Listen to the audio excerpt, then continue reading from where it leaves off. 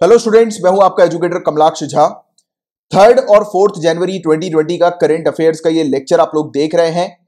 Prelims और mains दोनों point of view से इंपॉर्टेंट ये लेक्चर है। अगर आप यूपीएससी सिविल सर्विसेज या किसी भी स्टेट सिविल सर्विसेज एग्जामिनेशन की तैयारी कर रहे हैं तो आपके लिए मैंडेटरी है इस पूरे लेक्चर को एंड तक देखना। यहां पर हम लोग हर एक सोर्स से न्यूज को कवर करते हैं। इसका मतलब यह है कि आप अगर रेगुलरली लेक्चर्स को फॉलो करेंगे तो आपको कहीं से भी करंट अफेयर्स पढ़ने की आवश्यकता नहीं होगी। एंड जो अपन टॉपिक्स कवर करते हैं गाइस, उन्हीं से रिलेटेड सिविल सर्विसेज में आपसे क्वेश्चन पूछे जाते हैं। इसका आप प्रूफ भी देख सकते हैं, नीचे डिस्क्रिप्शन पर प्रूफ वीडियो है।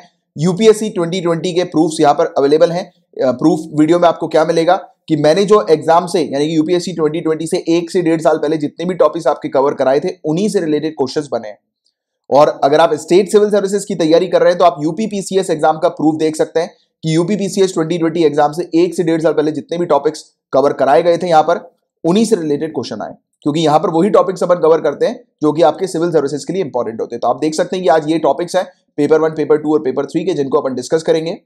और पीडीएफ पैकेज को अगर आपको ज्वाइन करना है गाइस तो ये मंथली पीडीएफ पैकेज है। इसकी फीस मात्र 100 रुपए महीने की है। इसमें आपको डेली लेक्चर की पीडीएफ मिलती है, आपको हैंडआउट नोट्स मिलते हैं, आपको वीकली कंपाइलेशन आपको दिया जाता है रिविजन करने के लिए, आपको मंथली मैगजीन दी जाती है और इतना सब कुछ मात्र 100 रुपीज पर मंथ की फीस में। अभी एक ऑफर भी चल रहा है, आप इस ऑफर को जो है वो देख सकते हैं। तो इसमें इस ऑफर को अगर आप लेंगे तो आपको एमसीक्यू की पीडीएफ जो है वो बिल्कुल फ्री में मिलेगी, जिसमें मिनिमम 200 क्वेश्चंस आपके कवर करवाए जाते हैं। ये बेसिकली करंट अफेयर्स के क्वेश्चन होते हैं। पर मंथ की इसकी फीस अगर आपको अलग से चाहिए तो ये 50 रुपीज पर मंथ की इसकी फीस है, जिसमें मिनिमम 200 क्वेश्चंस का बैंक आपको प्रोवाइड किया जाता है। यानी कि 200 क्वेश्चंस होते हैं आपके प्रैक्टिस करने के लिए, और मिनिमम होते हैं 200 से तो ऐसे ज्यादा ही मिलेंगे आपको, तो मिनिमम 200 तो यहाँ पर आपके कवर करवाए जाते हैं। और इसका जो है वो हर ट्यूसडे, थर्सडे और संडे एक क्विज आता है। अब वो क्विज आप लोगों के लिए टोटली फ्री कर दिया गया है, तो आप उस क्विज को भी अटेंड करिए, अपने प्रैक्टिस करिए। उस क्विज को काफी सारे स्टूडेंट्स अटेंड करते हैं। और बाकी अगर आपको ये पेड पैकेज को ज्वाइन करना है ये वाले, तो आप ये पूरी प्रोसेस को जो है वो फॉलो कर सकते हैं, ये जो लिखी हुई है, और आप ज्वाइन कर सकते हैं। और अगर आपको कोई भी समस्या आ रही है पेड पैकेज को ज्वाइन करने में, या फिर कुछ पूछना है या करंट अफेयर से रिलेटेड कुछ चीज पूछनी है, तो आप मुझे फेसबुक पर मैसेज कर सकते हैं। कमलाक्ष झा के नाम से मैं फेसबुक पर हूं, इस पर आप मुझे मैसेज कर दीजिएगा। और अगर आप फेसबुक पर नहीं है तो ये मेरा नंबर है 9713282838। ध्यान रहे इस नंबर पर कॉल नहीं करना है, आप एसएमएस के माध्यम से या फिर टेलीग्राम पर मैसेज करके आप मुझसे क्वेरी हासिल कर सकते हैं, पूछ सकते हैं जो भी आप अगर आपको पूछना है तो, राइट। और अगर आप टेलीग्राम पर है तो नीचे डिस्क्रिप्शन पर चेक कर लीजिएगा, टेलीग्राम का अपना एक चैनल भी है और ग्रुप भी है जिसको आप ज्वाइन कर सकते हैं, ठीक है। तो चलो आपका समय ना वेस्ट करते हो, फटाक से अब लेक्चर को शुरू कर लेते हैं। गाइस, आपने सुना होगा कि इंडिया के अंदर बिजली गिरने के कारण फलाना लोगों की मौत हो गई, तो ऐसी न्यूज जो है वो अक्सर आपने सुनी होगी। तो देखिए, आज भी काफी सारे इंडियंस की मौत होती है बिजली गिरने के कारण। तो इसी पर ही ये आर्टिकल है, इसी को ही अपन डिस्कस करने वाले हैं।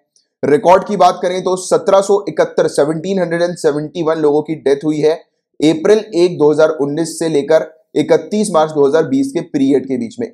1771 लोगों की मौत हुई है बिजली गिरने के कारण। तो मौतों को हम लोग कैसे कम कर सकते हैं, डेथ को कैसे कम कर सकते हैं? तो देखिए गाइस, एक फैक्ट आप याद रखना हमेशा कि साइंटिस्ट और रिसर्चर्स ने ये चीज पता लगा ली है कि बिजली जब गिरती है तो एक पैटर्न सिमिलर सा नजर आता है। यानी कि जिस भी जगह पर, जिस भी एरिया पर बिजली अगर गिरेगी तो वहां पर जहां जहां पर ये गिरती है वहां पर एक सिमिलर पैटर्न होता है, और एक प्रकार का ज्योग्राफिकल लोकेशन का सिमिलर लोकेशन होती है, सिमिलर टाइप का पैटर्न होता है। तो वहीं पर ही जो है वो बिजली गिरती थी। यानी कि पहले से साइंटिस्ट और रिसर्चर्स अंदाजा लगा सकते हैं कि किस किस एरिया पर बिजली गिर सकती है, राइट। तो ये वाली चीज हमें देखने को मिलती है। अब देखिए, हमारी कंट्री में डेथ को रिड्यूस कैसे किया जा सकता है, कम कैसे किया जा सकता है, ये वाली बात है। तो देखो, इस पैटर्न के बारे में ऑलरेडी साइंटिस्ट रिसर्चर को पता है।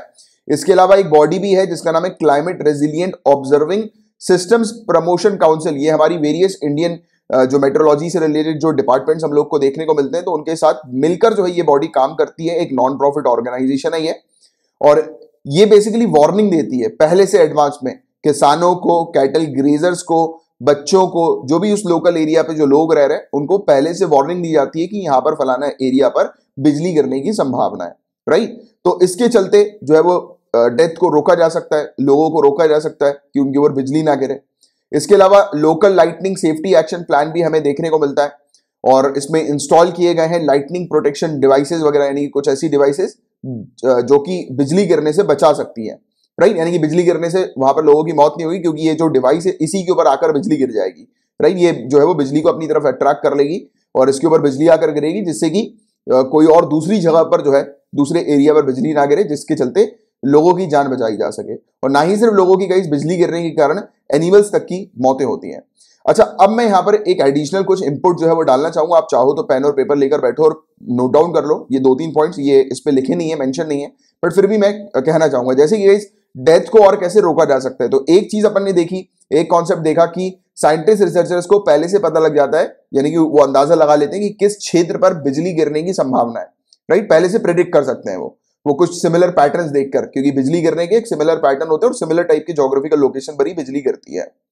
तो अगर ऐसा है तो हमारे इंडिया में हर एक एरिया की अगर अपन मैपिंग कर लें, राइट, पता लगा लें कि किस किस क्षेत्रों पर बिजली गिर सकती है, और वहां पर अगर अपन एक बोर्ड लगा दें या 3-4 बोर्ड्स वगैरह लगा दें वार्निंग टाइप के कि यहां पर बिजली गिरने की संभावना है, जो जब भी बादल वगैरह आपको दिखाई दे तो थोड़ा सा सतर्क रहें, राइट, या फिर इस जगह पर ना खड़े रहें, नहीं तो फिर मौत हो सकती है। और पहले भी हुई है ऐसी करके कुछ वार्निंग दे दी जाए। जैसे कि जनरली हमारी कंट्री के अंदर हर एक एरिया पर जहां जहां पर टाइगर्स का मूवमेंट होता है, शेर वगैरह का मूवमेंट होता है, या फिर जहां पर वाइल्ड लाइफ स्पीसीज होती हैं, वहां पर हमें वार्निंग वाले बोर्ड्स नहीं देखने को मिलते हैं। जैसे कभी आप जाइएगा किसी रोड से, किसी रूट से, और वहां पर अगर आपको वो देखने को मिल रहा है, कॉरिडोर्स देखने को मिल रहे हैं जहां पर एनिमल्स का मूवमेंट होता है, तो उस क्षेत्र से अगर आप जा रहे हो तो वहां पर आप देखिएगा बहुत सारे बोर्ड्स आपको नजर आते हैं जहां पर लिखा होता है वार्निंग। अरे इवन रोड्स पे बोर्ड्स नहीं लिखे होते वार्निंग बोर्ड्स कि अंधा मोड़ है, सतर्क रहें, एक्सीडेंट होने की संभावना है, एक्सीडेंटल प्रोन एरिया, ऐसा लिखा रहता है ना। तो वैसे ही हमारी कंट्री में हर एक जगह पर जहां पर बिजली गिरने के कारण लोगों की मौत होती है, वहां पर थोड़ा सतर्क वाले बोर्ड लगा दिए जाए, जिस बोर्ड को ही पढ़कर इंसान जो है वो थोड़ा सा अवेयर हो जाएंगे और उनको पता लग जाएगी हाँ यार यहाँ पर बिजली गिर। क्योंकि लोकल एरिया वाले लोगों को तो वार्निंग दी जाती है, बट फिर भी लोग इतने अवेयर नहीं होते और फिर वो भूल जाते हैं। तो इससे बेटर है कि बोर्ड्स वगैरह लगा दिए जाए, तो ये ज्यादा फायदेमंद होगा, राइट। और हर एक जगह पर, क्योंकि इवन है हमारी कंट्री में काफी सारे बोर्ड्स हैं जो कि वार्निंग वगैरह प्रोवाइड कराते हैं लाइटनिंग की, कि लाइटनिंग प्रोन एरिया, तो बट हर एक जगह पर कर दिया जाए जिससे कि डेथ को बिल्कुल अपन मिनिमाइज कर दें, राइट। तो ये वाली चीज जो है वो हम लोग को यहाँ पर देखने को मिली है। तो ये वाला आप एक पॉइंट जो है वो मेंशन कर सकते हो, राइट, लिख सकते हो।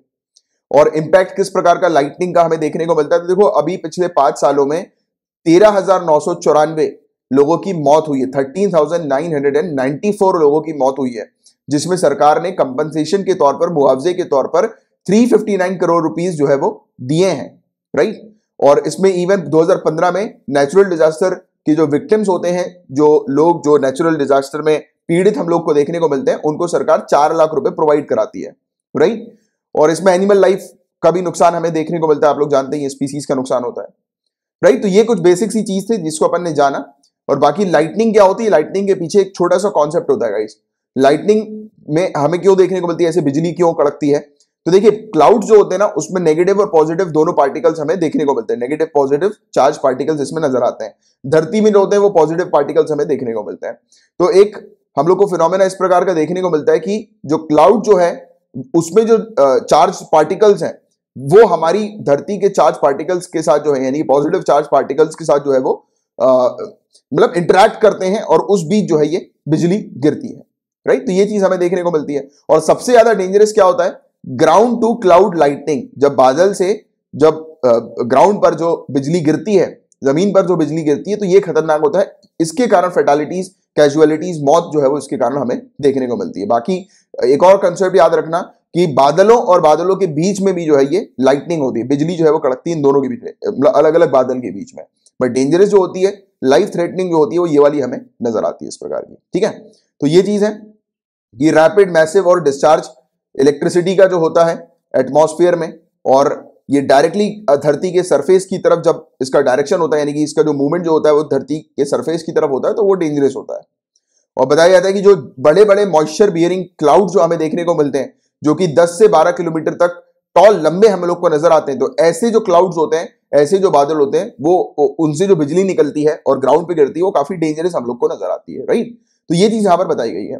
अब देखिए, ये तो अपन ने बेसिकली काम के लिए पूरी चीजें देख ली, कॉन्सेप्ट समझ लिए, बट मैं चाहूंगा कि एक बार अपन इंडियन एक्सप्रेस के आर्टिकल को भी एक बार देख लें। देखो, इंडियन एक्सप्रेस की वेबसाइट पर लेकर आया हूं मैं आप लोगों को, बट क्या अपन जो है वो जो मेन काम की चीजें वो पढ़ेंगे, तो इसलिए मैंने इसको रीडर मोड पे आप लोगों के लिए ओपन किया हुआ है, ठीक है। तो देखिए, लाइटनिंग जो है उसके कारण इंडिया में क्यों लोगों की मौत होती है, तो उस पर ये आर्टिकल है, काफी अच्छा आर्टिकल है। तो बहुत सारी चीज अपन ने देख ही ली, बट फिर भी कुछ चीजें एक बार गो थ्रू कर लेते हैं। तो 1771 लोगों की डेथ हुई थी, जैसे मैंने आपको बताया, और इस चीज के बारे में किसने बताया था? Climate resilient observing system promotion council ने एक रिपोर्ट जो है वो पब्लिश करी थी, उसके थ्रू ये बताया गया था। और ये क्या है? एक नॉन प्रॉफिट ऑर्गेनाइजेशन है जो कि इंडियन मेट्रोलॉजिकल डिपार्टमेंट और भी काफी सारे इंस्टीट्यूट और डिपार्टमेंट्स हमारी कंट्री के हैं, जैसे कि Indian Institute of Tropical Meteorology, Indian Meteorological Society, World Vision India. तो इन सबके साथ जो है वो मिलकर ये जो है वो काम करती है, अर्ली लाइटनिंग फोरकास्टिंग का काम करती है और वार्निंग वगैरह देती है, जैसा मैंने भी आपको बताया।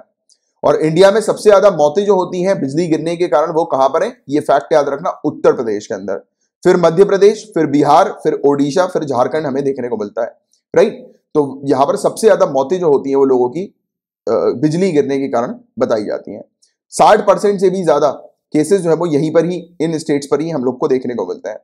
और इसमें 33% टोटल फर्टालिटीज जो है वो नेचुरल डिजास्टर के कारण हमें देखने को मिलती है टाइम पीरियड के बीच में। 2018 और 19 पीरियड के बीच में 2800 लोगों की मृत्यु हुई थी 2018 और 19 के पीरियड में। और इस मृत्यु के दर में जो है वो ड्रॉप हम लोग को नजर आया, गिरावट हमें देखने को मिली, जैसा अपन ने अभी देखा 1771 हुआ है। ये इसलिए हुआ है क्योंकि काफी सारे कैंपेन्स वगैरह जो है वो कंडक्ट किए गए, लोगों के बीच में अवेयरनेस क्रिएट की गई, तो इसके कारण ये कम हुई है मौतें। तो देखिए मेंस पॉइंट ऑफ व्यू से आप ये भी मेंशन करेंगे कि जो पहले जो लाइटनिंग के कारण जो लोगों की मौत होती थी, कंपैरेटिवली आज की रेट में लोगों की मौत जो है वो कम हो रही है, क्योंकि अवेयरनेस जो है वो हम लोग को देखने को मिलती है। यानी कि अवेयरनेस कैंपेन हम लोगों ने शुरू किया और भी काफी सारे ऐसे प्रोग्राम शुरू किए जिसके कारण लोगों के बीच में अवेयरनेस क्रिएट किया गया। बाकी वो बोर्ड वाला एग्जांपल जो मैंने आपको दिया था या फिर रिकमेंडेशन मैंने आपको दिया था, वो भी आप मेंशन जरूर कीजिएगा। Although forecasts and warnings are made available through mobile text messages, mobile text messages के थ्रू भी जो लोकलाइट्स वगैरह जो होते हैं ना, उनको ऑलरेडी वार्निंग दी जाती है कि आप यहां पर मत खड़े रहो, बट क्या है कि ये हर जगह पर ऐसी वार्निंग सिस्टम अवेलेबल नहीं है। और लार्ज नंबर ऑफ डेथ जो है ये क्यों होती है? क्योंकि लोगों के बीच में अवेयरनेस नहीं है। तो ये point to be noted, right. और रिपोर्ट के अकॉर्डिंग ये चीज बताई गई है कि गवर्नमेंट ऑफ इंडिया और काफी सारी स्टेट्स ने ये बहुत ही मतलब एक तरह से ड्रॉबैक है एक प्रकार का हमारी कंट्री के लिए कि हम लोगों ने लाइटनिंग को एज अ डिजास्टर के तौर पर नोटिफाई नहीं किया। यानी कि बिजली जो गिरती है ना, उसको हम लोगों ने एक डिजास्टर जो है वो नहीं करार किया है। और बाकी दूसरी कंट्री में ये चीज है कि लाइटनिंग भी जो है वो डिजास्टर के तौर पर रिकॉर्ड की जाती है, बट हमारी कंट्री में नहीं है और काफी सारी स्टेट्स के अंदर ये चीज मेंशन नहीं है। And there has always been a large number of animal fatalities, जैसा मैंने आपको बताया एनिमल्स की मृत्यु होती है लाइटनिंग के कारण। और मिनिस्ट्री ऑफ एनिमल हस्बेंड्री ने एनिमल डिजास्टर मैनेजमेंट प्लान जो है वो लेकर आई है, और उसमें इन्होंने ये भी बोला है कि लाइटनिंग के कारण जो एनिमल्स की जो मृत्यु होती है तो उसके बारे में यहां पर इन्होंने मेंशन नहीं किया। इससे रिलेटेड कोई भी कंप्लायंस जो है वो इन्होंने नहीं यहां पर रखा है। तो ये भी एक प्रकार का सरकार की तरफ से ड्रॉबैक्स है, राइट। तो ये चीज हमें देखने को मिल रही है। सो लाइटनिंग जो है वो कब कब अकर होती है, कब कब हमें देखने को मिलती है? तो लाइटनिंग एक प्रकार की ऐसी प्रोसेस है जब हमें देखने को मिलता है कि नेचुरल इलेक्ट्रिकल डिस्चार्ज जो है बहुत ही कम ड्यूरेशन ऑफ टाइम के लिए और काफी हाई वोल्टेज का, ये क्लाउड्स के बीच में होता है, क्लाउड्स और ग्राउंड के बीच में होता है और क्लाउड्स के अंदर भी होता है, राइट। इसमें एक बहुत मतलब ब्राइट फ्लैश लाइट आपको दिखाई देती है और एक आवाज जो है वो आती है, साउंड हमें देखने को मिलती है, राइट। थंडर स्टॉर्म जो है वो उसको अपन कहते हैं, जैसा आप जानते हैं। इंटर क्लाउड या फिर इंट्रा क्लाउड लाइटनिंग हमें देखने को मिलती है जो कि विजिबल होती है और हार्मलेस होती है, क्योंकि अब क्लाउड और क्लाउड के बीच में जब लाइटनिंग होगी वो हार्मलेस होती है। बट जो क्लाउड टू ग्राउंड लाइटनिंग हमें देखने को मिलती है ये हार्मफुल होती है, क्योंकि इसमें हाई इलेक्ट्रिक वोल्टेज होता है और इलेक्ट्रिक करंट हम लोग को देखने को मिलता है, जिसके कारण इलेक्ट्रोक्यूशन होता है, राइट। तो ये चीज भी याद रखना, जिन लोगों की मौत इलेक्ट्रिसिटी यानी कि इस प्रकार से लाइटनिंग के कारण होती है, उनके ऊपर बिजली गिर जाती है, तो उसको इलेक्ट्रोक्यूशन जो है वो कहा जाता है। तो ये चीज भी आपको पता होनी चाहिए, ये भी एक बेसिक फैक्ट। और गाइस डेथ को कैसे अपन कम कर सकते हैं तो उसके बारे में अपन ने बात करी। तो देखो एक तो साइंटिस्ट रिसर्चर्स को पहले ही पता लग जाता है कुछ लोकेशंस को देखकर, कुछ पैटर्न्स को देखकर कि वहां पर बिजली गिरने की संभावना है कि नहीं है, तो उसके अकॉर्डिंग फिर वो एक्शन प्लान जो है वो लेते हैं, राइट। और रिपोर्ट के अकॉर्डिंग यानी कि एक जो रिपोर्ट जो सामने आई है उसके अकॉर्डिंग काल बैशाखी या फिर नॉर्वेस्टर जिसको कहा जाता है, काल बैशाखी या फिर नॉर्वेस्टर, ठीक है। तो ऐसी चीज आपसे पूछी जा सकती है कि ये फलाना टर्म अभी रिसेंटली न्यूज में था, किससे एसोसिएटेड है ये? तो आपको पता होना चाहिए कि ये जो काफी खतरनाक जब बिजली कड़कती है और एकदम तेज आवाज आती है, जब थंडर स्टॉर्म हमें देखने को मिलता है, वॉयलेंट थंडर स्टॉर्म होता है, तो उसको ये कहा जाता है काल बैशाखी और नॉर्वेस्टर। इसके कारण जो है वो ईस्टर्न इंडिया में स्पेशली ओडिशा की अगर अपन बात करें तो वहां पर काफी सारे लोगों की मौत होती है। और इवन प्री मानसून लाइटनिंग जो होती है, यानी कि मानसून आने से पहले ही जब बिजली वगैरह हम लोग को देखने को मिलती है, गिरती है, तो उसके कारण भी लोगों की मौत होती है, ज्यादातर बिहार, झारखंड, छत्तीसगढ़ और उत्तर प्रदेश जैसी स्टेट में। और CROPC इस पर्टिकुलर काउंसिल के द्वारा अर्ली लाइटनिंग वार्निंग जो है वो प्रोवाइड की जाती है, मैंने आपको जैसे बताया था, फार्मर्स के लिए और वेरियस लोगों के लिए लोकल एरिया के। और उसके बाद local lightning safety action plan हमें देखने को मिलता है, जिसके तहत लाइटनिंग प्रोटेक्शन डिवाइसेस वगैरह भी इंस्टॉल की गई है, जिसके चलते मतलब लाइटनिंग के कारण जो है वो लोगों की मौत ना हो, बिजली गिरने के कारण लोगों की मौत ना हो। और किस प्रकार की टेक्नोलॉजी का उपयोग किया जाता है, जो मतलब बिजली जब गिरती है उससे पहले ही पता लग जाए हमें, तो उसके लिए कौन सी टेक्नोलॉजी, तो ये भी एक इंपॉर्टेंट चीज है। तो CROPC ने एक MOU साइन किया है इंडियन मेट्रोलॉजिकल डिपार्टमेंट के साथ, जो मिनिस्ट्री ऑफ अर्थ साइंस के अंडर हमें देखने को मिलती है। तो इसमें इन्होंने अर्ली लाइटनिंग फोरकास्ट पर्पस के लिए, यानी कि पहले से जो है वो बिजली गिरने के बारे में जानकारी मिल जाए, तो उसके लिए इन्होंने सैटेलाइट ऑब्जर्वेशन की मदद ली, यानी कि सैटेलाइट से कुछ डेटा वगैरह निकाला, उससे पूरी चीज को ऑब्जर्व किया। इनपुट जो है वो लिया गया network of Doppler and other radars, यानी कि काफी सारे हमारे पास रडार्स हैं, उसकी मदद से लाइटनिंग डिटेक्शन सेंसर हमारे पास हैं। तो ये सब टेक्नोलॉजीज हैं जिसकी मदद से पता लगाया जाता है, फोरकास्टिंग होती है कि कैसे जो है वो मतलब किस जगह पर लाइटनिंग होने की संभावना है, बिजली गिरने की संभावना है, और अगर बिजली गिरेगी तो कैसे प्रोटेक्ट किया जा सके, राइट। तो ये सब चीजें हम लोग को देखने को मिलती है, डिवाइसेस जो कि पहले ही जो है वो मतलब बिजली गिरने से पहले ही वार्निंग दे देती हैं, ठीक है, जिससे कि बिजली गिरने के कारण किसी प्रकार का डिवास्टेशन ना हो, लॉसेस वगैरह हम लोग को ना देखने को मिले, राइट। तो ये चीज जो है वो हम लोग को देखने को मिली है, इन सब चीजों के बारे में मेंशन किया। और देखिए, पूरी एनालिसिस जो हुई है इस रिपोर्ट की, उसके थ्रू पता लगा है कि छोटा नागपुर प्लेटू की बात करें तो ये कॉन्फ्लुएंस हम लोग को ओडिशा, वेस्ट बंगाल और झारखंड का देखने को मिलता है। तो वहां से बिजली गिरने की संभावनाएं जो है वो बांग्लादेश तक हम लोग को देखने को मिलती है। और उसके बाद फिर पटकाई प्लेटू, ये कहां पर है, मेघालय में। तो point to be noted, Patkai प्लेटू कहां पर है, मेघालय, आपको याद रखना है, ठीक है। ये चीज भी आ सकती है डायरेक्टली एग्जाम में। तो ये पटकाई प्लेटू से लेकर फिर हमारा जो नॉर्थ ईस्टर्न क्षेत्र है वो पूरा अफेक्ट होता है, राइट। और रीजन जो होती है ज्यादातर लोगों की मौत होने की, यानी कि बिजली गिरने के कारण जो लोगों की मौत होती है ना, उसके पीछे का मेन रीजन जो है वो अनअवेयरनेस है, यानी कि लोग जो है वो अवेयर नहीं है। इसके अलावा अबाउट 78% जो डेथ हम लोग को रिकॉर्ड की जाती है वो उसके कारण देखने को मिलती है कि लोग बाग जो है वो ऐसे पर्टिकुलर शेड के नीचे खड़े होते हैं। कभी कभी बारिश होती है तो लोग एकदम से पेड़ के नीचे नहीं चले जाते, स्पेशली कि यार बारिश से बचने के लिए पेड़ के नीचे चले गए, तो वो सबसे गलत चीज है, क्योंकि पेड़ के ऊपर बिजली गिरती है और उसके कारण से फिर लोगों की मौत हो जाती है। तो ये सबसे गलत चीज है। तो लोगों को यही जानकारी नहीं है कि जब भी बारिश हो तो पेड़ के नीचे तो स्पेशली नहीं खड़े होना है, बट वही गलती कर जाते हैं वो। और लगभग 78%, यानी कि आप ये मोटे मोटे तौर पर कह सकते हो हर 10 में से 8 लोगों की जो मौत होती है, तो उसके पीछे का कारण जो है वो यही है कि लोग पेड़ के नीचे जाकर खड़े हो जाते हैं।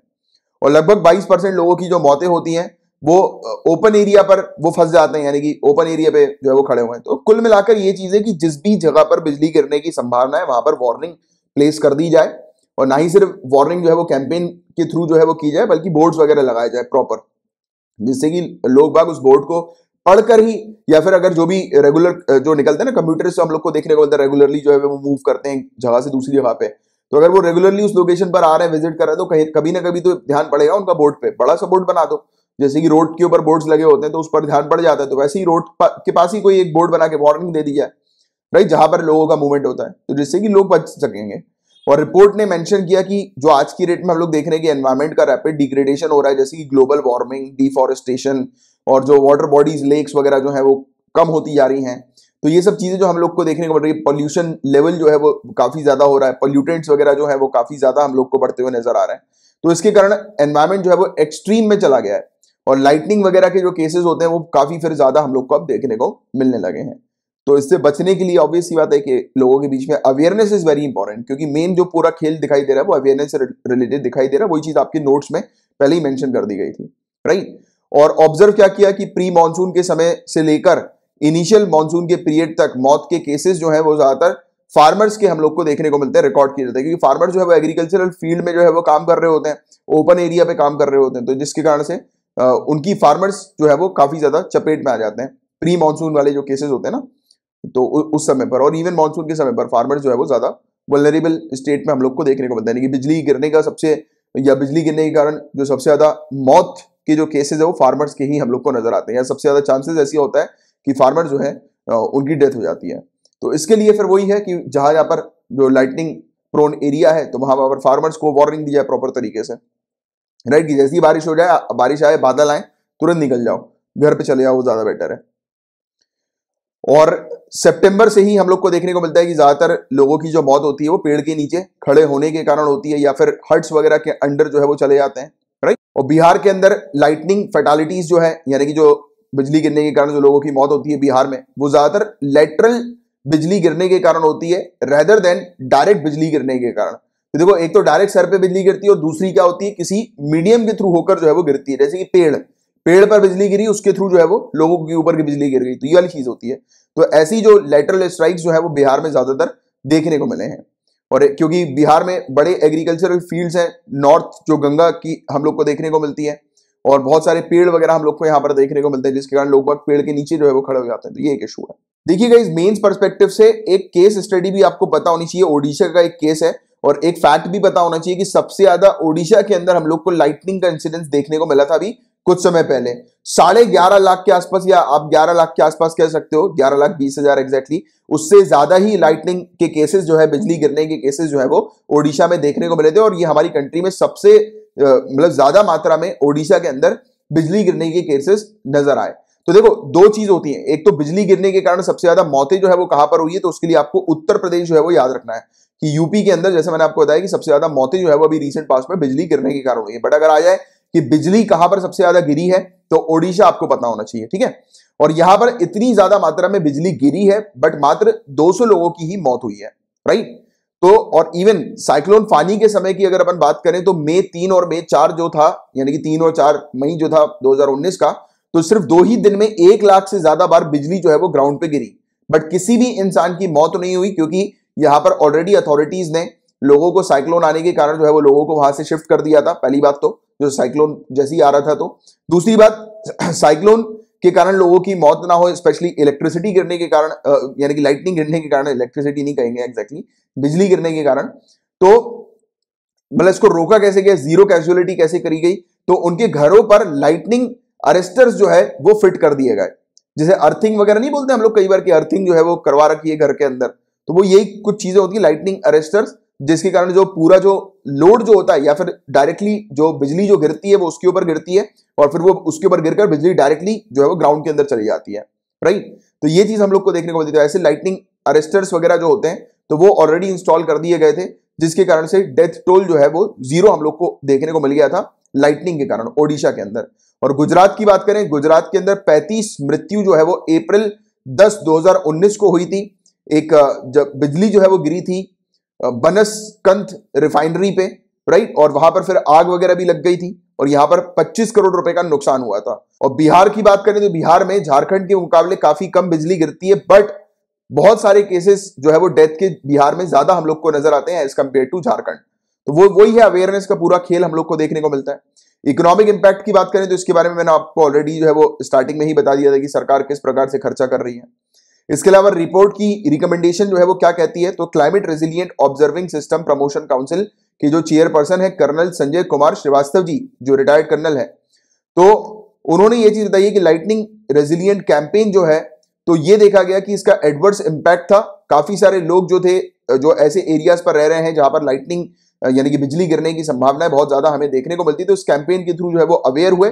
But however since this is not a notified disaster as per Ministry of Home Affairs, जैसा मैंने आपको बताया कि मिनिस्ट्री ऑफ होम अफेयर्स ने इसको एक नोटिफाइड डिजास्टर की कैटेगरी में नहीं रखा है बिजली गिरने को, तो उसके कारण से क्या हो रहा है कि जो इसका जो मैनेजमेंट जो है, यानी कि डिजास्टर मैनेजमेंट के अंदर बिजली गिरने को अगर शामिल नहीं किया गया तो उससे रिलेटेड कोई भी मैनेजमेंट वगैरह प्रॉपर तरीके से नहीं होता। जैसे मैंने आपको बताया वो बोर्ड्स लगाने वाली बात, राइट, तो वो इसलिए ज्यादातर एक्टिवली नहीं हो रहा है क्योंकि डिजास्टर के अंडर नहीं आता है, तो उसको डिजास्टर में भी शामिल किया जाए। तो ये आपकी भी रिकमेंडेशन का पार्ट होना चाहिए मेंस के अंदर, राइट। और नेशनल डिजास्टर मैनेजमेंट अथॉरिटी ने इशू करी है कॉम्प्रिहेंसिव गाइडलाइन, जिसके तहत बताया जा रहा है कि लाइटनिंग एक्शन प्लान जो है वो प्रिपेयर किए जा रहे हैं स्टेट्स के लिए। बट काफी सारी जो मृत्यु दर है, फैटालिटीज जो है वो आज भी हम लोग को देखने को मिल रही है, तो और भी साइंटिफिक और फोकस्ड कम्युनिटी सेंट्रिक अप्रोच जो है वो लानी पड़ेगी। वो जो मैंने आपको एग्जांपल दिया ना, वो बेस्ट एग्जांपल है, वो जरूर मेंशन करना, एग्जांपल नहीं रिकमेंडेशन, राइट।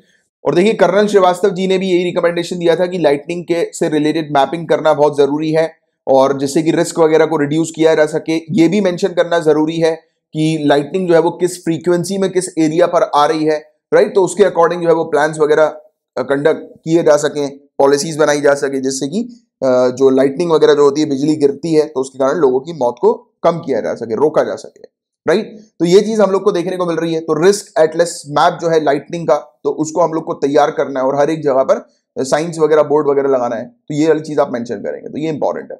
तो ये था गाइस पूरा ओवरऑल टॉपिक, पूरी डिटेल में अपन ने पूरा आर्टिकल जो है वो डिस्कस किया, क्योंकि इंपॉर्टेंट है। मैं ऐसे मतलब काफी सारी चीजें आपको इतना डिटेल में जो है वो इसलिए नहीं बताता हूँ क्योंकि वो चीज आपके काम की नहीं होती है, राइट। काफी सारी मैं काम की चीज आपको बताता हूँ, बट ये वाले जो आर्टिकल्स होते हैं ना, ये तो डिजास्टर मैनेजमेंट भी इस पे इंक्लूडेड है, right. Mains point of view से, मेंस पॉइंट ऑफ व्यू में डिजास्टर मैनेजमेंट से रिलेटेड काफी कम एरियाज हैं जिस पर वो क्वेश्चन पूछते हैं। और कभी कभी जब न्यूज में ऐसे एरियाज आते हैं तो आप लोग को डिटेल में हर एक चीज जो है वो पता होना जरूरी है आपको, और हर एक चीज से रिलेटेड नोट्स आपके प्रिपेयर्ड होना जरूरी है। तो इसलिए मैंने आपको ये थोड़ा सा डिटेल में एक्सप्लेन किया, ठीक है। होपफुली आपको पूरी चीज अच्छे से क्लियर हो गई होगी। इस टॉपिक में गाइस बात हो रही है सुभाष चंद्र बोस जी की। तो इनके बारे में आप ऑलरेडी जानते ही हैं, सुभाष चंद्र बोस जी के बारे में एक छोटा सा क्वेश्चन आप सभी लोगों के लिए कि इनकी बर्थ एनिवर्सरी कब मनाई जाती है और इनकी बर्थ एनिवर्सरी के अवसर पर क्या मनाया जाता है। तो ये दो चीज जो है वो आप नीचे कमेंट बॉक्स पर लिखकर बताएंगे। और अभी ये टॉपिक न्यूज में हमें इसलिए देखने को मिला है क्योंकि अभी बीता है 30 दिसंबर, और 30 दिसंबर 1943 पर इन्होंने पोर्ट ब्लेयर, जो अंडमान एंड निकोबार में हमें देखने को मिलती है पोर्ट ब्लेयर, तो वहां पर इन्होंने तिरंगा फहराया था, राइट। तो 30 दिसंबर को इन्होंने तिरंगा फहराया था पोर्ट ब्लेयर में 1943 में। पोर्ट ब्लेयर ये पहुंचे थे 1943 में, और जापान ने इनको आजाद हिंद सरकार जो है वो हैंडओवर कर दी थी। एक फैक्ट आपको और पता होना चाहिए कि सेकेंड वर्ल्ड वॉर के समय पर जो अंडमान एंड निकोबार जो आइलैंड है उसके ऊपर कंट्रोल जापान का था, ठीक है। तो ये वाली चीज भी आपको पता होनी चाहिए। और आजाद हिंद सरकार ने अनाउंस किया था कि ये एक प्रोविंशियल गवर्नमेंट जो है, प्रोविंशियल सरकार जो है आजाद हिंद की, ये इस्टेब्लिश करेंगे। और इन्होंने सिंगापुर के अंदर ये चीज करी थी, और उस समय ये अर्जी हुकूमत ए आजाद हिंद के नाम से हमें देखने को मिलती थी। इस सरकार को, इस प्रोविंशियल गवर्नमेंट को सपोर्ट किया गया था एक्सेस पावर्स के द्वारा, यानी कि जापान, नाजी जर्मनी और इटालियन सोशल रिपब्लिक और उनके जो अलाइज कंट्रीज जो थी, तो उन्होंने जो है वो सपोर्ट किया था इस प्रोविंशियल सरकार को। इन्होंने ब्रिटिश सरकार के अगेंस्ट जो है वो लड़ाई लड़ी थी, आप सभी जानते हैं, इंडिया को आजादी दिलाने के लिए। प्रोविंशियल गवर्नमेंट, इससे रिलेटेड अक्सर क्वेश्चन पूछे गए हैं, दोबारा से पूछे जा सकते हैं। तो ये वाला फैक्ट आप थोड़ा ध्यान में रखना कि प्रोविंशियल सरकार के अंदर कौन कौन थे। तो जो भी अब्रॉड में जो लोग रह रहे थे, यानी कि इंडियंस जो दूसरी कंट्री में रह रहे थे, तो वो इसका हिस्सा बने हुए थे। इसके अलावा इंडियन नेशनल आर्मी ने जो मलाया और बर्मा, मलाया यानी कि एट प्रेजेंट मलेशिया जो है उसको अपन पहले मलाया के नाम से जानते थे, बर्मा यानी कि आज की डेट में जो म्यांमार हमें देखने को मिलता है उसको बर्मा के नाम से जाना जाता था। तो वहां पर रहने वाले जो इंडियंस जो थे, जो भागकर यहां पर आ गए थे, सेटल हो गए थे इन दोनों एरियाज पर, टेरिटरी पे। इसके अलावा जैसे कि कुछ कैदी वगैरह थे इंडियंस जिनको कैद करके रखा हुआ था, तो उनको छुड़वाया सुभाष चंद्र बोस जी ने, और फिर उनको जो है वो शामिल किया आर्मी के अंदर, उनको पार्ट बनाया ये अपनी प्रोविंशियल गवर्नमेंट का, राइट। कभी कभी डायरेक्ट क्वेश्चन पूछा जाता है कि बोस जी जो है वो प्रोविंशियल गवर्नमेंट में किस पोजीशन पर थे। तो हेड ऑफ स्टेट की पोजीशन पर भी थे ये, प्राइम मिनिस्टर की पोजीशन पर भी थे, और वॉर और फॉरेन अफेयर्स के मिनिस्टर भी थे ये, राइट। तो ये चीज आपको थोड़ी सी ध्यान में रखनी है, ठीक है। कभी कभी ऐसे क्वेश्चन डायरेक्ट आते हैं। इसमें डायरेक्ट ये भी पूछा जा सकता है कि महिला ऑर्गेनाइजेशन की हेड जो है वो कौन थी, तो कैप्टन लक्ष्मी जी, या फिर ऐसा स्टेटमेंट वाइज आ सकता है कि इनके जो प्रोविंशियल गवर्नमेंट थी उसमें कैप्टन लक्ष्मी जी ऐसे अय्यर शामिल थे, क्योंकि ऐसे लिखे हुआ रहता है ना कभी कभार क्वेश्चन कि फलाना पर्सनालिटीज में से बताइए कौन सी पर्सनालिटी प्रोविंशियल गवर्नमेंट जो सुभाष चंद्र बोस जी की थी तो उसमें शामिल थे, राइट। तो फिर आपको ये पूरे नाम थोड़े से पता होने चाहिए, स्पेशली कैप्टन लक्ष्मी जी, ये वुमेन्स ऑर्गेनाइजेशन की हेड थी। S.A. अय्यर जी, तो ये हेड थे पब्लिसिटी और प्रोपेगेंडा विंग के। और राज बिहारी बोस, तो ये रिवॉल्यूशनरी लीडर के तौर पर हमें देखने को मिलती थी, और सुप्रीम एडवाइजर के तौर पर ये काम करती थी, राइट। और सुभाष चंद्र बोस जी से रिलेटेड कुछ इंपॉर्टेंट पॉइंट्स, तो देखिए अक्सर ऐसे क्वेश्चन पूछे जाते हैं कि ये फलाना जो कांग्रेस का सेशन हुआ था, यानी कि आपसे पूछा जा सकता है कि 1938 का कांग्रेस का सेशन कहां पे हुआ था, या 1939 का कांग्रेस का सेशन कहां पे हुआ था, और उसमें प्रेसिडेंट कौन थे। तो देखिए 1938 और 39 में, 1938 का सेशन हुआ था कांग्रेस का हरिपुर में, और 1939 का त्रिपुरा में था। तो ये इंडियन नेशनल कांग्रेस का जो सेशन था उसमें जो प्रेसिडेंट जो थे ये सुभाष चंद्र बोस जी थे। तो 2 बार ये प्रेसिडेंट के पद पर इलेक्ट हुए थे, फिर बाद में जाकर इन्होंने कांग्रेस से रिजाइन कर दिया था 1939 में, और फिर उस समय उन्होंने ऑल इंडिया फॉरवर्ड ब्लॉक जो है वो ऑर्गेनाइज किया था, और ये बंगाल के अंदर जो कांग्रेस थी उसी का ही एक फ्रैक्शन के तौर पर हमें देखने को मिला था ये। गाइस अर्जेंटीना के अंदर अबॉर्शन को लीगल कर दिया गया। क्वेश्चन आपसे प्रीलिम्स से पूछा जा सकता है कि किस कंट्री ने अभी रिसेंटली अबॉर्शन को लीगल किया है, तो अर्जेंटीना आपको पता होना चाहिए, राइट। और 14th वीक जो होती है प्रेगनेंसी की, तो उस तक अर्जेंटीना में अब अबॉर्शन लीगल हो गया है। पहले ये इलीगल था, पहले जो महिलाएं जो थी उनको मतलब इलीगल या फिर अनसेफ प्रोसीजर से होकर गुजरना पड़ता था अबॉर्शन करने के पर्पस के लिए। बाकी अर्जेंटीना में जैसे कि जो रेप की विक्टिम्स वगैरह जो होती हैं या फिर किसी को कोई मेडिकल इशू हो गया, राइट, तो उस समय अबॉर्शन जो है वो लीगलाइज था, यानी कि सिर्फ दो ही कंडीशन पर, या तो रेप का केस है या फिर जो है वो कोई भी मेडिकल इमरजेंसी अगर आ गई है, यानी कि क्योंकि होता है ना कि बेबी को बर्थ देते समय वो इशू हो जाता है कि बच्चे को बचाना या मदर को बचाना, या फिर कुछ ऐसा कॉम्प्लिकेशन हो जाता है जिसके कारण मदर की लाइफ के ऊपर जो है वो प्रॉब्लम होने लगती है, तो उस दौरान जो है वो लीगल कर दिया गया था, बट ये इलीगल था, राइट। और अभी जो है वो कंप्लीटली इसको लीगल कर दिया गया है प्रेगनेंसी के 14th वीक तक। तो ये वाला पॉइंट भी आप लोग को थोड़ा सा ध्यान में रखना है, ठीक है। और इससे क्या फायदा होगा कि अब अर्जेंटीना के अंदर इलीगल और अनसेफ प्रोसीजर जो है वो नहीं होंगे अबॉर्शन के, तो ये चीज हमें देखने को मिल रही है। और जो महिलाएं हैं और सोशियो इकोनॉमिक डिसएडवांटेज बैकग्राउंड जो हम लोग को देखने को मिलता है, वो सेफ मेडिकल प्रोसीजर अबॉर्शन के लिए जो है वो अपना सकेंगे, तो ये चीज जो है वो यहां पर बताई जा रही है। अच्छा, इसमें आप लोगों ने क्या ये गौर किया कि ये हैंगर्स क्यों पकड़ी हुई है महिला? कपड़े टांगने का ये हैंगर होता है ना, क्या आपने कभी गौर किया? और नहीं किया तो ऐसे छोटी छोटी ऑब्जर्वेशन जो है वो करना शुरू करो, क्योंकि इससे रिलेटेड भी क्वेश्चन आ सकते हैं। क्या पता पूछे है कि अभी हैंगर जो है वो कौन लेकर, यानी कि किस कंट्री के सिटीजन ने प्रोटेस्ट किया था हैंगर को दिखाकर, तो ऐसा आ जाए तो फिर आपको अर्जेंटीना पता होना चाहिए। और हैंगर क्यों दिखाया, उसके पीछे का क्या लॉजिक है? तो देखो, हैंगर जो होता है वो इलीगल अबॉर्शन का साइन होता है, तो ये वाली चीज भी आपको पता होनी चाहिए। Hanger is the sign of illegal abortion. और यहां पर जो लिखा हुआ है इन्होंने, तो स्पेनिश में लिखा हुआ है, तो ये जो है वो गुड बाय है, कि गुड बाय जो है ऐसे कानून को जिसने इलीगल अबॉर्शन को कंटिन्यू रखा था, राइट। तो ये चीज जो है वो इस प्रकार से इन्होंने यहां पर अपनी प्रशंसा यानी कि सपोर्ट किया इस कानून को, तो ये चीज हमें देखने को मिली है, ठीक है। एनीमिया, गाइस हर 2-3 महीने में ऐसा होता है कि एनीमिया से रिलेटेड टॉपिक न्यूज में देखने को मिलता है, तो एनीमिया के बारे में आपको हर एक चीज के बारे में पता होना चाहिए। तो इंडिया में जो महिलाएं हैं और बच्चे हैं उनको बहुत ज्यादा एनीमिया हम लोग को देखने को मिलता है, यानी कि एनीमिया के केसेस बहुत ज्यादा हम लोग को नजर आते हैं। ये चीज बताइए नेशनल फैमिली हेल्थ सर्वे की एक रिपोर्ट ने 2019-2020 की। तो एनीमिया कब होता है? तो एनीमिया जो है गाइस वो उस स्थिति को कहते हैं जिस स्थिति में जो मतलब ह्यूमन है उनके जो रेड ब्लड सेल जो होते हैं वो नॉर्मल लेवल से कम हो जाते हैं, या फिर उनमें हीमोग्लोबिन की जो संख्या होती है वो कम हो जाती है, तो उस समय एनीमिया की कंडीशन हमें देखने को मिलती है। एनीमिया के समय पर एक इंसान बहुत यानी टायर्ड फील करते हैं, थकावट काफी ज्यादा लगती है उनको, राइट। इवन सर्दी लगने लगती है, चक्कर आने लगते हैं, ब्रीदिंग में प्रॉब्लम होने लगती है, सांस लेने में परेशानी होती है, और भी काफी सारे सिम्टम्स इससे एसोसिएटेड हैं।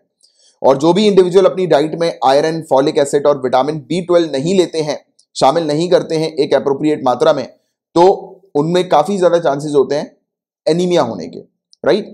इसके अलावा हमारी कंट्री में एनीमिया के केसेस क्यों इतने ज्यादा हैं? तो आयरन डेफिशिएंसी हमारी कंट्री में बहुत ज्यादा देखने को मिलती है, विटामिन B12 की कमी हमारी कंट्री में लोगों के बीच में देखने को मिलती है, और यही दो मेन कारण होते हैं विटामिन B12 की कमी के और आयरन डेफिशिएंसी के, जो कि एनीमिया से एसोसिएटेड होते हैं। देखो, मैच द फॉलोइंग क्वेश्चन या चूज द करेक्ट पेयर वाले जो क्वेश्चन होते हैं ना, उसमें ऐसे क्वेश्चन पूछे जाते हैं। आपसे लिखा रहेगा एक तरफ आयरन डेफिशिएंसी या विटामिन B12 डेफिशिएंसी, और अपोजिट में अगर पेयर में लिखा होगा एनीमिया, तो वो पेयर करेक्ट होगा, क्योंकि ऐसे क्वेश्चन अक्सर आते हैं, ठीक है। इसके अलावा महिलाओं में ये ज्यादातर देखने को मिलता है मेन के कंपैरिजन में, राइट, पुरुषों के कंपैरिजन में। आयरन की डेफिशिएंसी वो इसलिए होती है क्योंकि मेंस्ट्रुअल साइकिल के दौरान जो होती है आयरन का लॉस हो जाता है, और प्रेगनेंसी के समय पर आयरन की काफी ज्यादा आवश्यकता होती है फीटस की ग्रोथ के लिए, राइट। इसके अलावा लोग बाग अपनी डाइट में राइस और व्हीट को, गेहूं और चावल को ज्यादा रखते हैं, और मिलेट्स को जो है वो कम कर देते हैं, यानी कि लोगों ने मिलेट्स जो है उसको उसके ऊपर वो डिपेंडेंट नहीं है, राइस और व्हीट के ऊपर ज्यादा डिपेंडेंट है, तो मिलेट्स की कमी के कारण भी ये एनीमिया की प्रॉब्लम होती है। इसके अलावा लोग बाग इंडिया के अंदर ग्रीन वेजीज वगैरह जो है वो काफी कम खाते हैं, हरी सब्जियां काफी कम खाते हैं। लोग बाग जो है वो आज की रेट में ज्यादा डिपेंडेंट हो गए हैं पैकेज्ड और प्रोसेस्ड फूड के ऊपर, तो ये भी एक प्रॉब्लम है, क्योंकि न्यूट्रिशन की कमी हम लोग को अल्टीमेटली लोगों में देखने को मिलती है। इसलिए तो कुपोषण के केसेस इंडिया में ज्यादा है, माल न्यूट्रिशन की प्रॉब्लम इंडिया में ज्यादा है, तो वो कहीं ना कहीं इससे एसोसिएटेड है एनीमिया से, राइट। तो ये चीज आपको पता होनी चाहिए। तो ये कुछ चीजें हैं जिसकी आपको एक अच्छी जानकारी होनी चाहिए, क्योंकि ये टॉपिक लगातार न्यूज में है, और ये फैक्ट्स बस आपको पता होने चाहिए, बेसिक जो मैंने भी आपको बताया, इससे बाहर का और कुछ नहीं आएगा।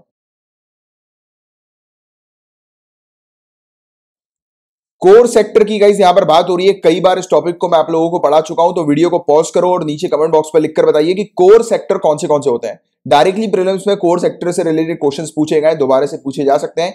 तो टोटल 8 कोर सेक्टर इंडस्ट्रीज हमें देखने को मिलती हैं। Coal, crude oil, natural gas, refinery products, fertilizer, steel, cement और इलेक्ट्रिसिटी। ये 8 कोर सेक्टर इंडस्ट्री हैं। और ये जो 8 कोर सेक्टर इंडस्ट्री हैं, इसमें लगभग हम लोग को इनका वेटेज जो देखने को मिलता है इंडेक्स ऑफ इंडस्ट्रियल प्रोडक्शन में 40% के आसपास इन पर्टिकुलर सिर्फ 8 ही सेक्टर का वेटेज सामने नजर आता है। और 8 कोर सेक्टर की इंडस्ट्री जो है उसके घटते क्रमांक में हम लोग को ये दिखाई दे रहा है इनका वेटेज के अकॉर्डिंग।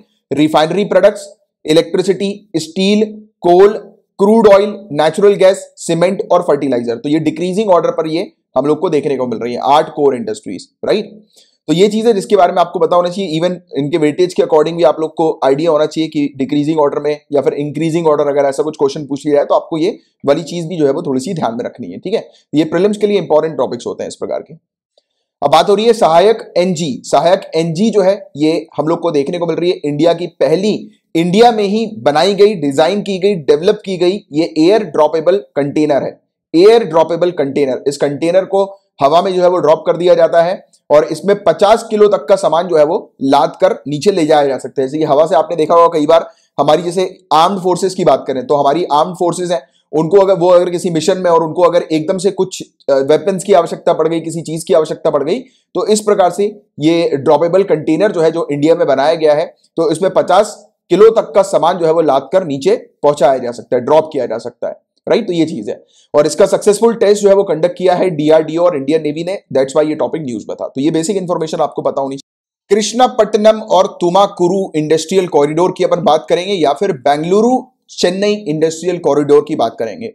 तो ये जो टॉपिक है गाइस, इसको समझने से पहले इंडस्ट्रियल कॉरिडोर क्या होता है वो बस आपको मेनली समझना है। और एक आपको जनरल जानकारी होनी चाहिए कि सरकार ने अप्रूवल दे दिया है कि एक इंडस्ट्रियल कॉरिडोर जो है वो क्रिएट किया जाएगा चेन्नई बेंगलुरु के बीच में या फिर कृष्णापट्टनम और तुमाकुरु के बीच में हम लोग को देखने को मिलने वाला है। तो देखिए इंडस्ट्रियल कॉरिडोर होता क्या है।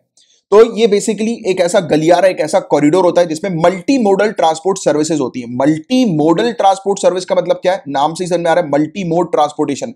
ट्रांसपोर्टेशन के कौन से मोड होते हैं, एयरवेज, रेलवेज, रोडवेज, वाटरवेज। तो ये मोड्स होते हैं अलग अलग ट्रांसपोर्टेशन के। तो यहां पर सभी प्रकार के मोड जो है वो ट्रांसपोर्टेशन के लिए अवेलेबल होंगे, राइट। साथ ही साथ ये राज्यों के मुख्य मार्ग जो होते हैं, जो मेन रूट जो होता है ना राज्यों का, जो स्टेट्स का जो मेन मतलब रूट होता है, कोई भी एक स्टेट होती है उसके अंदर एक मेन रूट होता है जहां से होकर जो है वो ट्रक्स वगैरह गुजरते हैं और वो बेसिकली फास्ट लेन होती है एक प्रकार की, जो कि बहुत सारी इंडस्ट्रीज वगैरह से होकर गुजरती है। तो वो वाला रूट पर ही ये इंडस्ट्रियल कॉरिडोर क्रिएट किया जाता है। इंडस्ट्रियल कॉरिडोर के अंदर एक प्रकार का इंटीग्रेशन, इफेक्टिव इंटीग्रेशन हमें देखने को मिलता है इंडस्ट्री और इंफ्रास्ट्रक्चर के बीच में। देखिए इसको इस तरीके से इमेजिन करिए कि एक इंडस्ट्री है, उस इंडस्ट्री तक जो है वो सामान लाना है पोर्ट से सामानों को इंपोर्ट किया, जो रॉ मटेरियल होता है इंडस्ट्री के लिए, तो वो रॉ मटेरियल इंपोर्ट किया और फिर वो इंडस्ट्री तक पहुंचाया। तो वो जो इंडस्ट्री जो होगी वो रॉ मटेरियल को फिनिश्ड गुड में कन्वर्ट करेगी। बट गाइस आप ये भी जानते हैं कि कई बार ऐसे भी प्रोडक्ट्स होते हैं जो कि वेरियस इंडस्ट्री से होकर गुजरते हैं और फिर जाकर वो फिनिश्ड गुड बनते हैं। जैसे कि एक छोटा सा कॉमन एग्जांपल कार का लेते हैं, कार मैन्युफैक्चरिंग कंपनी का एग्जांपल लेते हैं। अब एक कार मैन्युफैक्चरिंग कंपनी है, राइट, जो कार को जो है वो मैन्युफैक्चर करती है। अब उस कंपनी के पास जो है ऑब्वियस ही बात है कि वो तो पूरे सामान बनाएगी नहीं, स्टील के सामान वो बनाएगी नहीं, आयरन के सामान वो बनाएगी नहीं। उसका काम क्या होता है, असेंबल करना, हर जगह के सामानों को अपने पास बुलवाकर असेंबल करना। तो हर एक इंडस्ट्री से जो भी सामान बन रहा है, जैसे लेदर इंडस्ट्री से सामान जो बन रहा है, जो लेदर की सीट्स वगैरह जो बन रही हैं, राइट। इसके अलावा अगर अपन बात करें जैसे आयरन इंडस्ट्री की, अगर अपन बात करें लोहा वगैरह की, तो लोहे के जो पार्ट्स वगैरह कार में लगते हैं तो वो लोहे की इंडस्ट्री जो है वो तैयार कर रही है, बना रही है। तो ये सब इंडस्ट्री से सामान जो है वो होता हुआ गुजरता है और फाइनल जो है वो कार मैन्युफैक्चरिंग कंपनी के पास आता है। फिर कार मैन्युफैक्चरिंग कंपनी इन सब सामानों को असेंबल करती है और फिर कार बनाती है। तो अल्टीमेटली फिनिश्ड गुड क्या है, कार है फिनिश्ड गुड, राइट, जो कि लोग यूज करते हैं। बट वो फिनिश्ड गुड तक पहुंचने के लिए काफी सारी कंपनीज का, काफी सारी इंडस्ट्रीज का इंटीग्रेशन हुआ है ना ये। तो यहां पर इसी पर फोकस किया जाता है कि एक ऐसा रूट जो है वो बनाना है, एक ऐसा जो है वो मतलब मोड जो है वो तैयार करना है जो कि इंडस्ट्रीज आपस में जो है वो जल्दी से जल्दी जो है वो इंटीग्रेट कर सके, आपस में सामान जो है वो एक इंडस्ट्री से दूसरी इंडस्ट्री तक जल्दी से जल्दी पहुंच सके या जा सके वहां से, राइट। तो इस पर मेनली फोकस किया जाता है।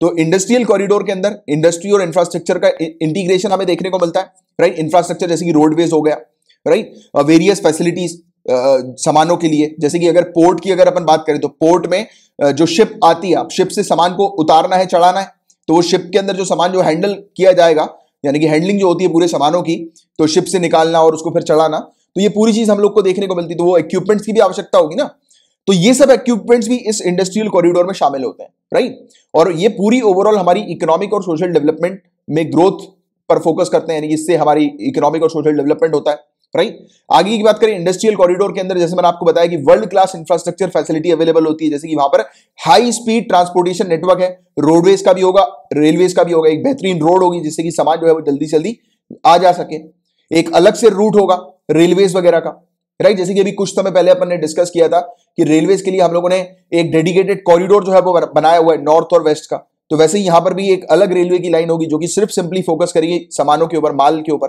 राइट। मालगाड़ी वाली लाइन हम लोग को देखने को मिलेगी, हाई स्पीड। इसके अलावा पोर्ट्स होंगे जहां पर पूरी कार्गो हैंडलिंग इक्विपमेंट्स होंगे, जो मैं भी आपको थोड़ी देर पहले समझा रहा था। मॉडर्न एयरपोर्ट्स होंगे, राइट। स्पेशल इकोनॉमिक रीजन या फिर इंडस्ट्रियल एरियाज वहां पर होगा। लॉजिस्टिक पार्क होंगे या फिर ट्रांसशिपमेंट हब होगा। लॉजिस्टिक पार्क का मतलब एक ऐसी जगह जहां से सभी मोड ऑफ ट्रांसपोर्टेशन अवेलेबल हो सकते हैं, राइट। इसके अलावा नॉलेज पार्क जो कि मेनली फोकस करेगा इंडस्ट्रियल नीड्स के ऊपर, की इंडस्ट्री की जो भी नीड्स वगैरह है उसको फुलफिल करने के ऊपर ये फोकस करेगा। इसके अलावा कॉम्प्लीमेंट्री इंफ्रास्ट्रक्चर जैसे कि टाउनशिप हो गया, रियल एस्टेट हो गई, तो ये सब भी इसमें इंडस्ट्रियल कॉरिडोर में आते हैं। तो ये चीज बस आपको समझनी है। और अभी अप्रूवल मिला है कृष्णापट्टनम और तुमाकुरु इंडस्ट्रियल कॉरिडोर को बनाने के ऊपर, या फिर चेन्नई बेंगलुरु इंडस्ट्रियल कॉरिडोर को बनाने के ऊपर अभी अप्रूवल यहां पर दिया है कैबिनेट ने। तो इसको लेकर ये टॉपिक न्यूज में हमें देखने को मिला, right. Global housing technology challenge की यहां पर बात हो रही है, तो इस पर बात करते हैं गाइस। हमारे ऑनरेबल प्राइम मिनिस्टर ने अभी रिसेंटली फाउंडेशन स्टोन जो है, नींव जो है वो रख दी है लाइट हाउस प्रोजेक्ट्स की, जो कि global housing technology challenge India के अंडर बताई जा रही है। 6 जगहों पर लाइट हाउस प्रोजेक्ट जो है वो तैयार किए जाएंगे। ये 6 जो जगह है जहां पर कंस्ट्रक्शन होगा लाइट हाउस प्रोजेक्ट का, ये है इंदौर मध्य प्रदेश में, राजकोट गुजरात, चेन्नई तमिलनाडु, रांची झारखंड, अगरतला त्रिपुरा, लखनऊ उत्तर प्रदेश। ये 6 जगहों पर ये लाइट हाउस प्रोजेक्ट्स तैयार किए जाएंगे और हर एक साइट पर लगभग 1000 घर देखने को मिलेंगे, इनका कंस्ट्रक्शन होगा।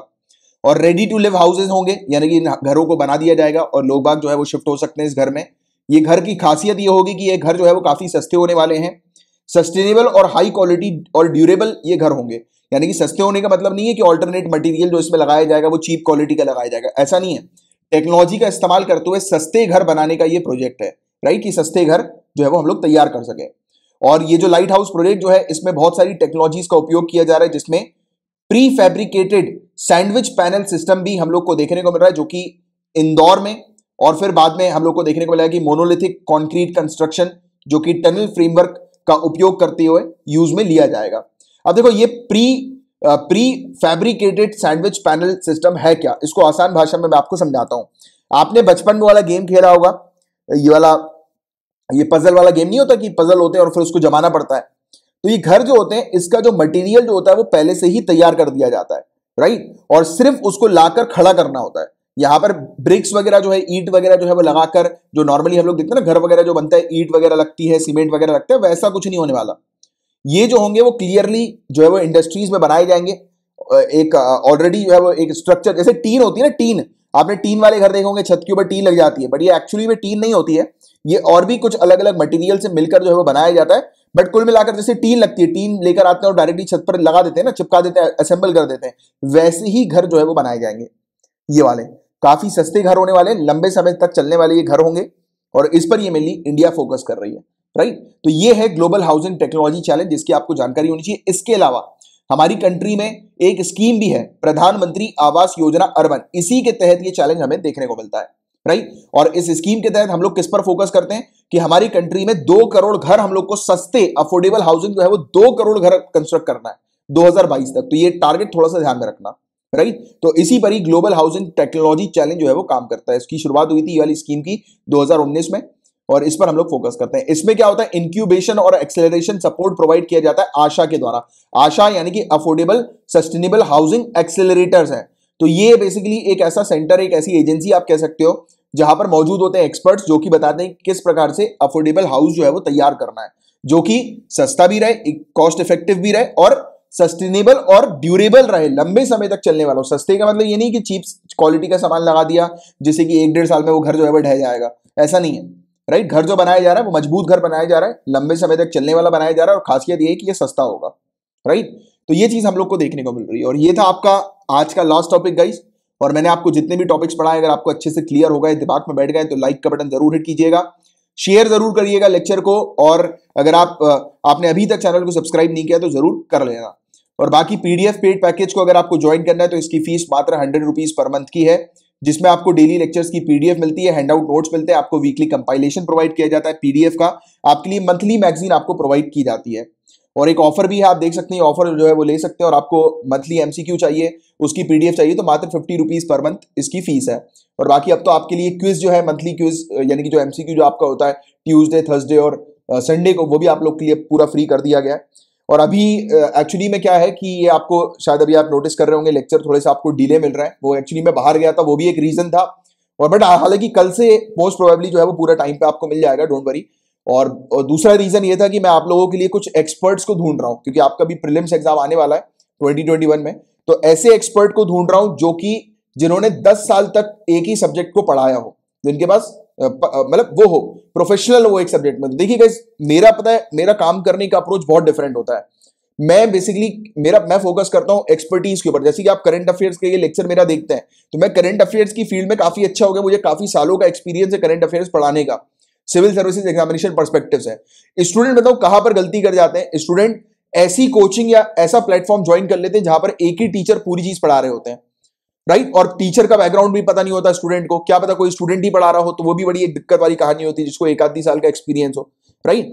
तो यहां पर वो मैं नहीं चाह रहा हूं। मैं चाह रहा हूं कि आप लोगों के लिए जो भी मैं फैकल्टी लेकर आऊं, क्योंकि मैं अपने एंड से जितनी चीज कर पा रहा हूं उतना मैं कर रहा हूं, बट मैं अब एक्सपर्ट फैकल्टी भी आपके लिए लेकर आ रहा हूं। स्पेशली जैसे कि अभी एक सी सेट की एक फैकल्टी है मेरे पास, जिनसे भी बात चल रही है। अब देखिए, अब कोई भी फैकल्टी आप जानते हैं कि वो एक्सपर्ट वगैरह जो होते हैं उनकी एक अलग फीस होती है और ज्यादा ही देनी पड़ती है उनको। तो फिर मैं उनके साथ वैसे ही कुछ नेगोशिएशन अभी कर रहा हूं। ऐसी एक पूरी टीम जो है वो मैंने अभी क्रिएट करी है, और अभी बहुत ही जल्दी आपके सामने लेकर आऊंगा, और बहुत सारे इनिशिएटिव आपको आपके सामने रखूंगा, जिससे कि आपकी जनरल स्टडीज की तैयारी भी बहुत स्ट्रांग हो जाए, राइट। और हर एक वीडियो आपको प्रोवाइड किया जाएगा, हर एक टॉपिक आपको प्रोवाइड किया जाएगा, डाउट आपका डिस्कशन होगा, और बहुत चीजों के ऊपर मैं फोकस कर रहा हूं अभी, राइट। बट वही चीज है कि थोड़ा सा टाइम लगता है ये सब चीजों करने में, यानी कि अच्छी चीज जो मिलती है वो भले ही थोड़ी सी लेट मिले, बट वो काम की होती है, और बिल्कुल आप जिस पर रिलाय कर सकते हो ऐसी चीज, तो वो उस पर मैं काम कर रहा हूं। तो इसलिए वो थोड़ा सा जो है वो लेक्चर में भी थोड़ा डिले हुआ, क्योंकि बातचीत करना पड़ रहा है।